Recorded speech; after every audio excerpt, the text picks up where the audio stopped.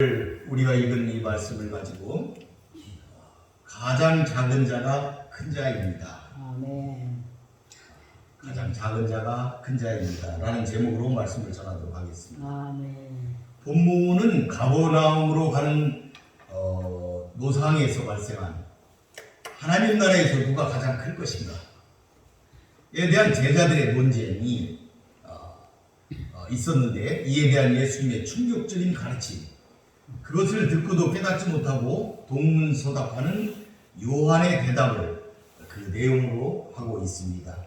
크게 두 파트로 나눠지는데요, 48절까지는 그 겸손에 대한 교훈이다, 이렇게 볼 수가 있어요. 제자 중에서 누가 크냐 하는 변론이 일어났고, 예수님께서 어린아이 하나를 데려다가 당신 곁에 세우시고 자신을 낮춰서 어린아이를 영접하는 자가 크며 하나님을 영접하는 자다, 이렇게 말씀을 하셨어요.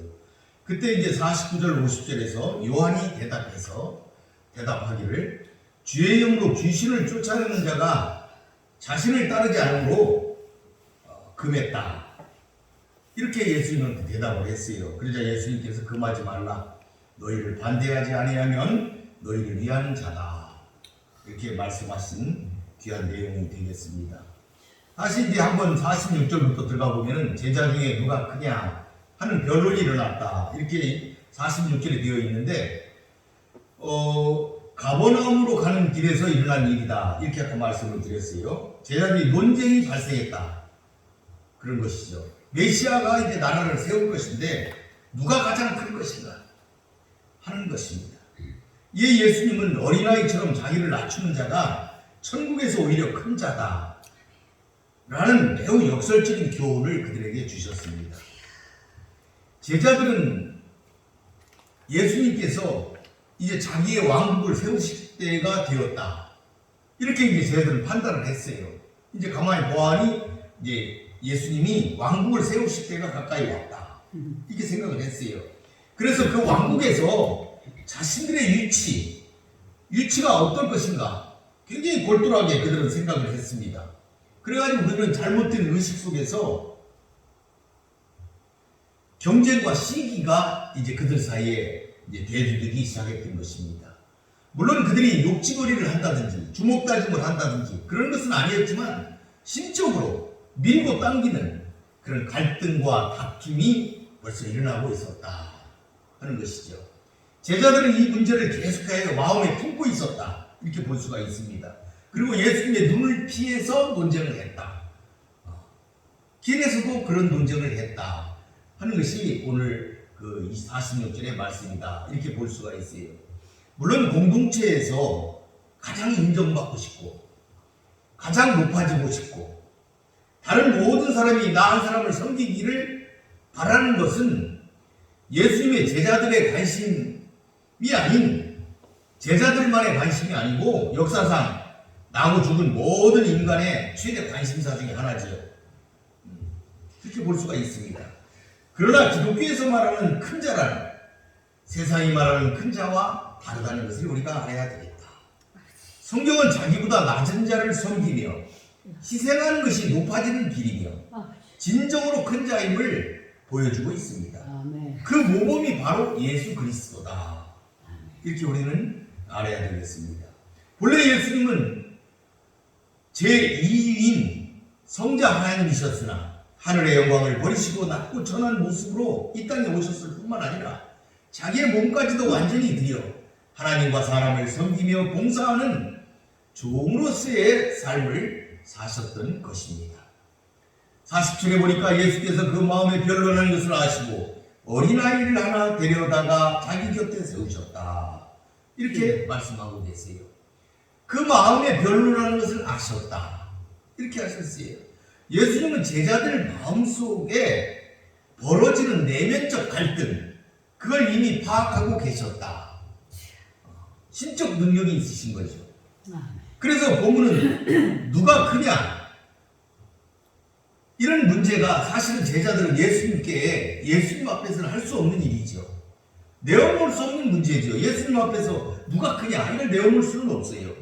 이걸 잘 아는 제자들이 이것을 철저하게 감추고 자기들끼리 신랑이를 보냈던 것이다. 이렇게 볼 수가 있는 것이죠. 그렇지만 사람의 마음까지도 감찰하시는 예수님께서 제자들의 마음을 훤히 아시고 어린아이 하나를 데려다가 말씀하신 것입니다. 이는 예수께서 어린아이의 순수한 마음으로 제자들의 감추어져 있던 마음 가운데 자리 잡은 악한 생각을 고치기를 원하셨던 것이지요. 사람들은 일반적으로 감추어지고 보이지 않는 영역에서 타락한 본성이 더 쉽게 일어나게 됩니다. 그리고 이러한 드러나지 않는 영역에서부터 부패하기 시작하는 것이죠. 어린아이 하나를 예수님이 자기 곁에 두셨다. 이렇게 성경이 기록하고 있어요. 제자들의 마음을 아신 예수님께서 어린아이를 데려다가 자기 곁에 세우시고 말씀하시는 장면입니다. 이 장면은 마태복음에서도 나와 있는데 뭐라고 되어 있냐면 마태복음에서는 저희 가운데 세우시고 이렇게 하셨어요. 마태복음에는 예수님이 어린아이를 그 제자들 가운데 세우시고 말씀하셨다. 이렇게 했는데 누가는 예수께서 어린아이 하나를 마태와 같이 제자들 가운데 불러 세운 것으로 묘사하지 않고 예수님이 자기 곁에 두셨다. 이렇게 묘사하고 있어요. 왜 이렇게 묘사했습니까? 이 자기 곁에라는 말은 어린아이와 같이 순수한 마음을 가진 이들이 예수님의 성품에 더 가까이 와 있다. 아멘. 예수님 편에 있는 것이다. 이게 어린아이의 그 심정이 제자들 가운데 있는 것이 아니고 예수님 곁에 있는 것이다. 가까운 것이다. 하는 것을 지금 암시하고 있다. 이런 것이죠. 그러니까 어린아이 하나를 제자들 가운데가 아니고 분리해가지고 제자들로 떨어뜨려가지고 자기 곁에 두셨다. 이런 묘사 자체만으로도 이미 예수님께서 말씀하시고자 하는 내용이 무엇인지 이것을 암시적으로 지금 보여주고 있다. 이렇게 우리는 이해를 하면 되겠습니다. 여러분도 예수님 곁에 계시는 분들이 되시기를 바라겠습니다. 아멘. 48절에 보니까 그들에게 이르시되 누구든지 내 이름으로 이런 어린아이를 영접하면 곧 나를 영접하며 곧 누구든지 나를 영접하면 곧 나를 보내신 이를 영접함이라. 너희 모든 사람 중에 가장 작은 그가 큰 자니라. 아멘. 제자들의 질문이 뭐예요? 누가 가장 크냐? 지금 그거 아니겠어요? 근데 예수님이 지금 답을 하고 계신 거예요. 가장 작은 자가 큰 자다. 가장 작은 자가 큰 자다. 이렇게 예수님이 48절에서 대답하고 계시는 것이죠. 여기 보니까 그 대상이 제자들에 대해서 지금 얘기하는데 가장 큰 자가 지금 누구냐 이걸 지금 말씀하시는데 제자들만이 아니고 누구든지 큰 자가 될 수 있다 이 말이에요. 누구든지 이렇게 말씀하셨어요. 모든 성도들로 확대한 거예요. 우리들 가운데도 가장 큰 자가 있을 수가 있는 거예요. 가장 큰 자가 누구든지 이렇게 했어요. 어린아이 같이 연약하고 보잘것없는 자 하나라도 당신의 이름으로 영접하며 소중히 여길 것을 지금 가르치고 계신 것이죠. 이러한 본절은 특히 내 이름으로 이게 초점에 맞춰서 해석해야 돼요. 내 이름으로 영접한다. 내 이름으로. 즉 겸손히 주의 명령을 따르는 자들이라면 어린아이와 같이 볼품없고 천히 여겨지는 자일지라도 예수님의 이름으로 이들을 영접하는 것이 예수님의 가르침의 실천적 행동이라는 것을 지금 말하고 있는 것입니다. 여기 보니까 영접한다 이렇게 했어요. 그러면 영접한다는 게 뭐냐? 두 가지가 있어요. 영접한다는 것. 근데 첫 번째로 보니까 여기 보니까 단지 예수의 이름으로 받아주는 차원, 예수의 이름으로 받아주는 차원을 넘어서 좀 더 적극적인 차원, 다시 말하면 그의 이름으로 인해 그의 이름을 걸고 받아주는 것, 그걸 말하는 것입니다. 그러므로 어린아이를 단순히 손님 정도로 환대하는 것이 아니고 그런 의미가 아니고 어린아이를 기르고 교육시키기 위해서 자신의 자녀로 삼는 것 같은 그런 수준으로 받아들이는 것. 받아들이는 것. 이것이 영접한다는 첫 번째 의미가 되겠어요. 그러니까 어린아이를 영접할 때 그 어린아이가 무명의 아이처럼 생각하지 말고 만왕의 왕이신 주님의 권위를 등에 업고 그 이름을 의지해서 온 것처럼 이렇게 생각해라 이런 말이죠. 즉 그 어린아이를 주님이 보내신 사자처럼 생각하라. 그런 의미인 것이죠.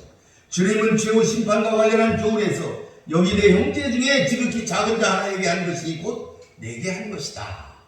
이렇게 말씀하심으로써 이와 같은 사실을 보다 분명하게 우리에게 일깨워주고 있는 것입니다. 아멘. 여기 보니까 누가가 그랬어요. 마태나 마가와 기록과는 달리 여기 보니까 한 가지가 있어요. 이런 어린아이. 그랬는데 지금 여기 번역은 이런 이렇게 했는데 영어로 디스예요. 이 어린아이 하나를 영접하면 이런 표현입니다. 그러니까 실제 어린아이다 이 말이에요. 이 어린아이. 이 표현은 지금 누가가 쓴 이 표현은 이 어린아이.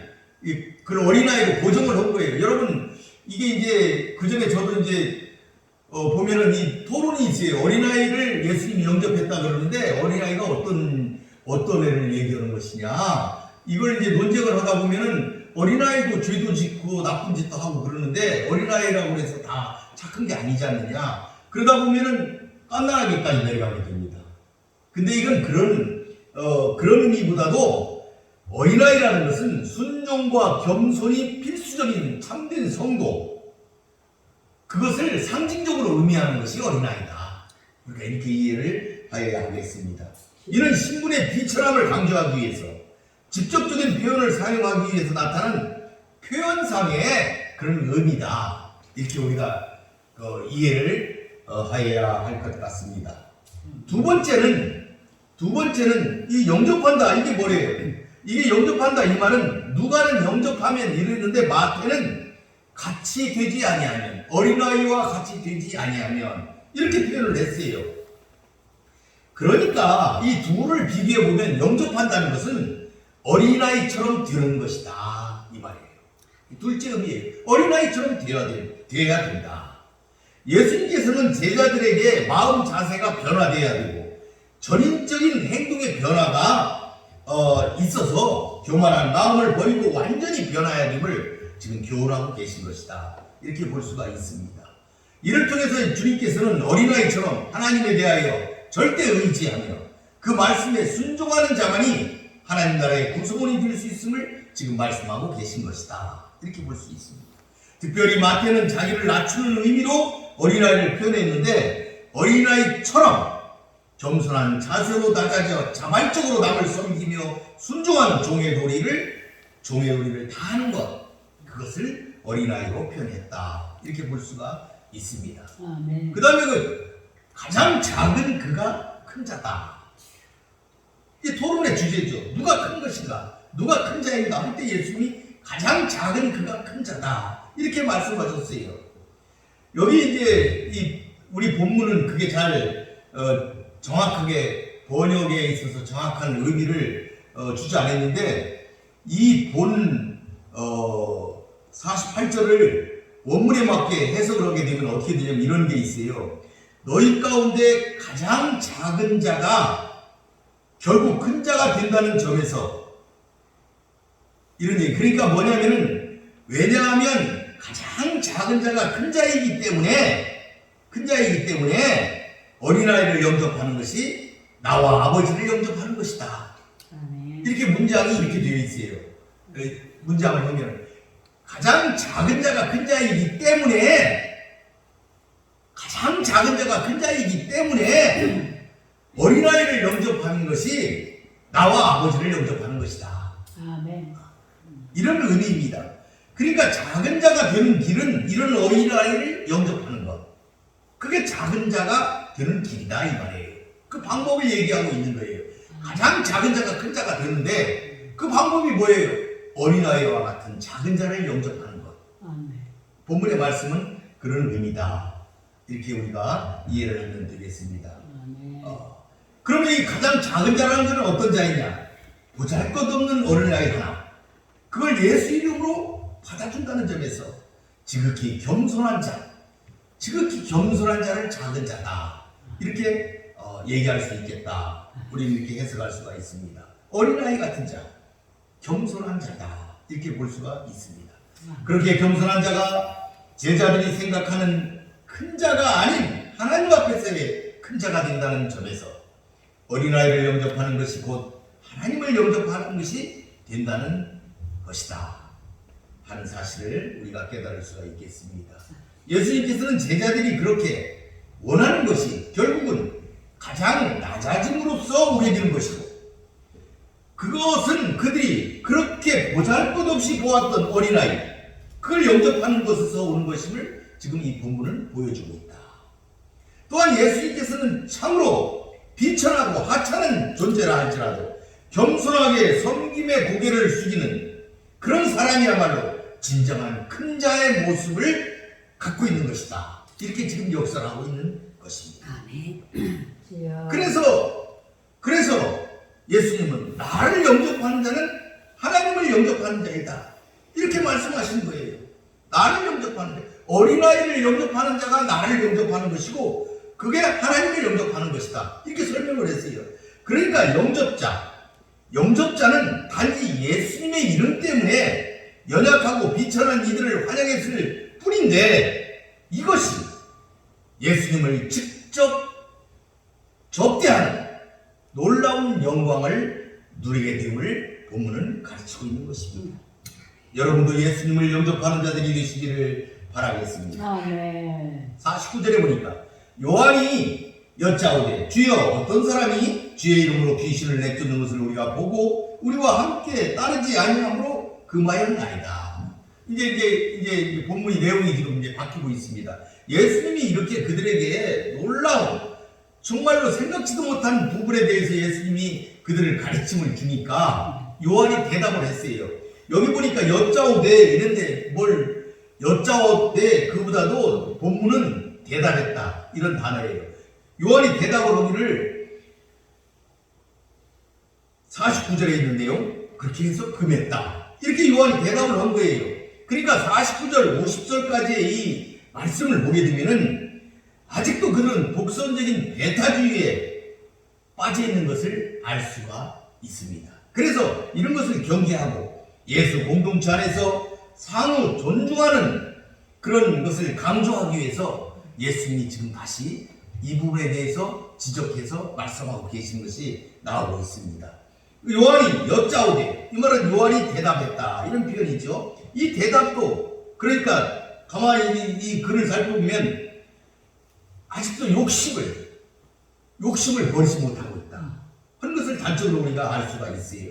이들은 아직도 서열과 권위, 이걸 놓고 다투고 있는 그 같은 모습을 우리가 본문을 통해서 우리가 알 수가 있다.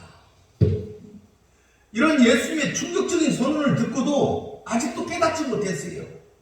동문서답하고 있다 하는 것을 우리가 알 수가 있다. 그러므로 본문은 예수의 충격적인 가르침에 대한 답변으로 다시 한번 우리가 쉽게 해석을 하면, 이제는 적어도 우리끼리는 몰라도 주의 이름으로 귀신을 쫓는 다른 사람들보다는 우리가 낫지 않겠습니까? 그렇다면 요한이 지금 말하는 거예요. 그렇다면 우리가 우리끼리는 몰라도, 우리끼리는 뭐 다투지 말고 서로 높고 낮은 게 없다고 할지 몰라도 저 사람들 예수님의 이름으로 귀신을 쫓는 저들보다는 우리가 좀 낫지 않겠습니까? 하는 것이 그 속에 들어있고, 이거는 요한 한 사람만의 이야기가 아니고 요한으로 대표되는 12 제자 모두에게 해당되는 그런 표현이었다 아멘. 하는 것을 우리가 알아야 될 것입니다. 그래서 본문에서 우리는 이렇게 해서 12 제자들을 얘기하고 있는 거예요. 어떤 자 12 제자의 무리에 속하지 않은 자라는 의미죠. 우리 무리에 속하지 않은 어떤 자, 그 자가 예수님을 진실하게 믿었는지 믿지 않았는지 분명하게 알 수는 없습니다. 성경은 종종 예수를 진실하게 믿지 않은, 그러면서도 예수님의 이름으로 귀신을 축출한 경우가 언급되고 있는 걸 볼 때에 분명히 알 수는 없다. 본문에서 그의 제자들을 따르지 않았다 이런 표현이 나온 걸로 봐서 믿지 않는 자라고 볼 수도 있지만, 그렇지만 예수님이 이를 긍정적으로 보시고 허용하셨다 하는 것을 볼 때에 그 역시 예수님에 대한 어느 정도의 믿음을 가지고 있었을 것으로 볼 수가 있다. 이렇게 우리가 생각할 수가 있는 것이죠.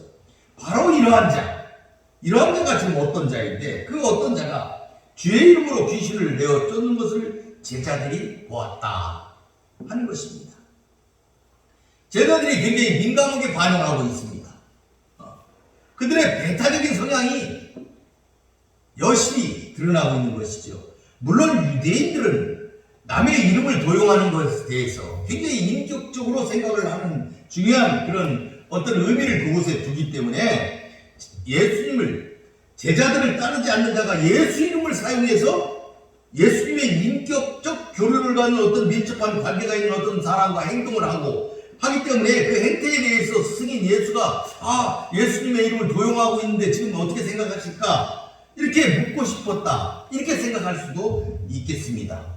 그런데 예수님은 50절에 이르시되 금하지 말라. 너를 반대하지 않는 자는 너희를 위하는 자다. 이렇게 예수님이 말씀을 하신 거예요. 예수님께서는 제자들의 심중을 아시고 단호하게 금지하는 말씀을 하신 것이죠. 이런 교훈을 주신 것입니다. 이 49절과 같은 맥락에서 본다면 제자들은 아직도 자신들의 배타심이나 자만심 이런 걸 버리지 못하고 있는 거예요. 그들은 단지 예수의 이름으로 귀신을 쫓아낼 뿐 자신들을 따르지 않는 어떤 사람보다는 그래도 자신이 더 낫지 않느냐 이런 생각을 하고 있는 것이죠. 이제 곧 있으면 예수님이 메시아 왕국을 세워가지고 자리를 배분할 때인데 그들이 우리와 같을 수는 없지 않느냐, 우리 밑에 있어야 될 거 아니겠느냐 하는 생각을 지금 제자들은 하고 있었던 것입니다. 그래서 예수님께서는 그들을 향해서 그렇게 하지 말 것을 엄중하게 말씀하시는 것입니다. 예수님께서는 바로 이어서 너희를 반대하지 않는 자, 그들은 너희를 위하는 자라고 말씀하심으로써 너희나 그 사람들이나 모두 다 다를 바가 없고 하나님 나라를 위하여 수고하는 자라는 것을 얘기해주고 있다. 이런 말씀이죠. 내가 예수님 앞에서 좀 더 일을 했는데 그나 나나 같다. 이렇게 생각하고 그들을 받아들여야 한다 할 적에 그들 마음속에 용납이 안 되는 거예요. 우리와 차별이 있어야 되는데 그걸 받아들이라고 할 때 용납할 수가 없었던 것이죠. 그들 마음속에는 뭔가 예수님의 말씀으로 녹아지는 그런 게 부족했던 것이죠. 아직도 그들은 깊은 그 마음속에 울림을 갖고 있지 못했다. 이렇게 볼 수가 있습니다. 본질에서 예수께서는 제자들 안에 쓴 뿌리처럼 남아있는 자만심과 권력욕, 배타심을 도려내고 하나님 나라를 위하여 수고하는 동역자들과 더불어 함께 일하는 법을 가르쳐주기를 원하셨던 것입니다. 오늘날 한국교회도 수많은 교파로 분리되고 지역에서 선교지에서 함께하고 있습니다. 그런데 받아들이는 것, 관용의 정신, 이것을 우리는 배워야 할 것입니다. 우리는 내가 남보다 더 크고 우월하다는 생각을 버리고 가장 작은 자가 큰 자다 라는 예수님의 말씀 앞에서 서로를 세워주며 나아가야 할 것입니다. 여기서 단지 반대만 하지 않는 자라면 예수와 제자들에게는 유익하며 이익이 된다는 것을 강조적으로 지금 보여주고 있습니다. 그럼 예수께서 말씀하신 반대하지 않는 자의 의미와 제자들이 말한 따르지 않는 자, 그 차이는 무엇일까요? 왜 서로 어떤 자에 대한 표현이 예수님은 반대하지 않는 자, 제자들은 따르지 않는 어떤 자 이렇게 한 것일까? 제자들은 따르다라는 동사를 사용함으로써 어떤 자의 행위가 자신들과 동일하지 않다는 것, 자신들에게 순종하지 않는다는 것, 자신들의 말을 듣지 않는다는 것, 그것을 의미하고 있어요. 그렇지만 예수님이 반대하지 않는다 이런 말씀에는 무언의 찬성의 의미가 있다, 인정하는 의미가 있다 하는 것을 우리가 알 수가 있는 것이죠. 그러므로 예수님은 제자들이 말하는 것처럼 어떤 자를 보실 때 단순히 그의 행동을 주시하는 것이 아니고 근본적으로 그 행동 이면에 숨겨져 있는 그 마음을 보고 계시던 것이다. 이렇게 우리가 알 수가 있습니다. 이 누가복음에서는 자세하게 기록하지 않았지만 마태복음 9장에서는 이 말씀에 이어서 굉장히 자세하게 예수님이 말씀하는 것을 볼 수가 있습니다.